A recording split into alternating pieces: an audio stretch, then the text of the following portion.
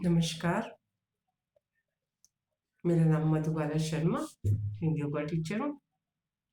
आज मैं आपको यम और नियम के परिचय के बारे में बताऊंगी कि यम होता क्या है, नियम क्या होता है, उसके पार्ट कितने।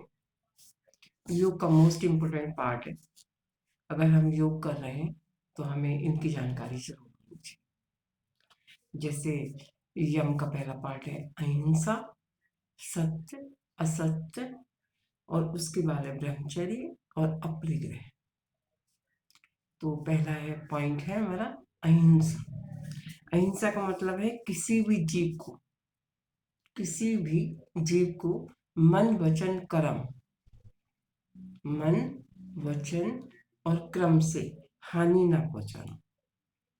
कई लोग मन में तो सोचते रहते हैं और जुबान पे कुछ और होता है और कर्म में कुछ और होता है, तो वो नहीं, मन में भी नहीं होना चाहिए और कर्म में भी नहीं होना चाहिए।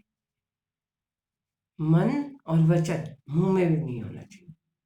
कई लोग सामने कुछ नहीं बोलते और पीठ पीछे उसको मन ही मन गाली देते रहते हैं, ये गलत है। तो अहिंसा का मतलब है किसी भी जीव को मन वचन और कर्म से हानि ना पहुंचाए। दूसरा पॉइंट है हमारा सत्य। सत्य का मतलब होता है कि मन वचन कर्म से सच्चा होना, झूठ ना बोलना। इसमें भी यही पॉइंट है कि हमें सच्चाई, मन से भी सच्चा होना चाहिए, वचन से भी होना चाहिए और कर्म से भी होना चाहिए। तीनों चीजों से जब हम कार्य करते हैं तो वो हमारी सच्चाई में दिखाई देता है। सत्य का मतलब है मन वचन और कर्म से सच्चा होना, झूठ नहीं बोलना। तीनों की सामंजस्य होना जरूरी है। इससे अगला पॉइंट आता है असत्य। जो वस्तु आपकी अपनी नहीं है उसकी न तो इच्छा करना न उसे ग्रहण करना। असत्य, असत्य का मतलब ये है कि जो वस्तु, जो चीज आपकी अपनी नहीं है उसको ना तो पाने की इच्छा करना, ग्रहण करने की इच्छा करना, और ना उसके बारे में कुछ सोचना। जब हमारी वो चीज है ही नहीं तो हमें क्या लेना देना है। इसके बाद आता है ब्रह्मचर्य। ब्रह्मचर्य का मतलब है सत्य और संयम से रहना, सच्चाई से और संयम से रहना। इसके बाद आता है अपरिग्रह। पांचवा पॉइंट है हमारा अपरिग्रह। उसमें यह है कि अनावश्यक वस्तुओं को इकट्ठा नहीं करना, धन संग्रह की भावना को त्याग करना। जिन चीजों की हमें जरूरत नहीं है उन चीजों को हम लोग इकट्ठा करते रहते हैं, इकट्ठी वो पड़ी रहती हैं इकट्ठी होकर। जिनकी हमें जरूरत नहीं है उन चीजों को त्याग कर देना चाहिए। ये भी एक योग का पार्ट है। क्या है? अपरिग्रह, त्यागना, छोड़ देना। जिन चीजों की हमें आवश्यकता नहीं है उनको हमें ग्रहण नहीं करना चाहिए। इसके बाद आते हैं हम, ये तो हमारी यम के 5 पार्ट। कौन कौन से? पहला था अहिंसा, सत्य, असत्य, ब्रह्मचर्य और अपरिग्रह। तो हमने पहले सत्य में बताया, अहिंसा में बताया हमने किसी भी जीव को मन वचन कर्म से हानि ना पहुंचे, और सत्य में बताया हमने मन वचन कर्म से सच्चा होना।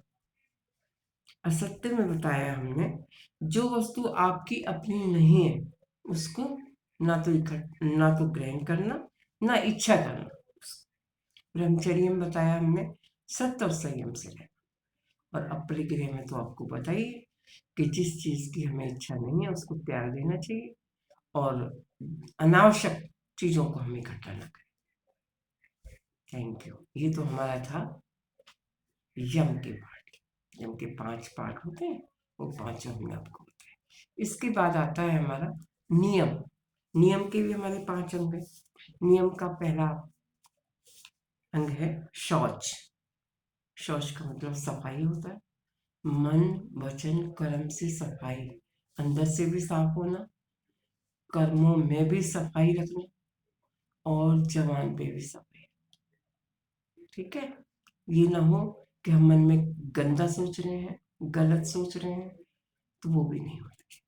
शौच का मतलब है स्वच्छता, सफाई। इसका बात आता है संतोष।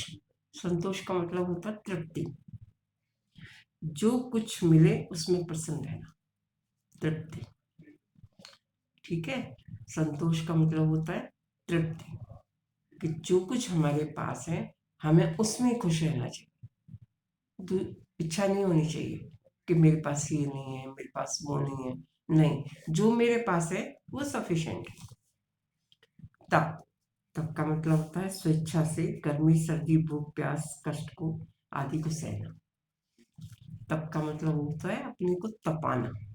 जैसे हम व्रत रखते हैं, है ना, तो भूख को सहना, प्यास को सहना, कष्ट को सहना, इन सबको हमें आदत होनी चाहिए। कैसे? स्वेच्छा से। गर्मी है, सर्दी है, ये ना हो थोड़ी सी गर्मी हो तो हम परेशान हो जाते हैं, थोड़ी सर्दी हो तो हम परेशान हो जाते हैं, भूख लग रही हो तो हम परेशान हो जाते हैं, प्यास लग रही हो तो हम परेशान हो जाते हैं। तो तप का मतलब है अपने आप को तपाना।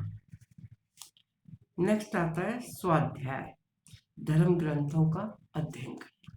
जितने भी हमारे धर्म ग्रंथ हैं उनकी हमें शिक्षा ग्रहण करनी चाहिए, उन्हें हमें सीखना चाहिए।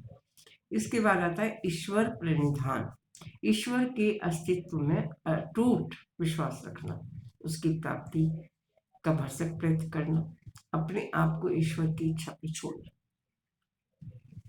ईश्वर को पाने की इच्छा रखना, ईश्वर प्रणिधान, अटूट विश्वास, भगवान के अंदर अटूट विश्वास।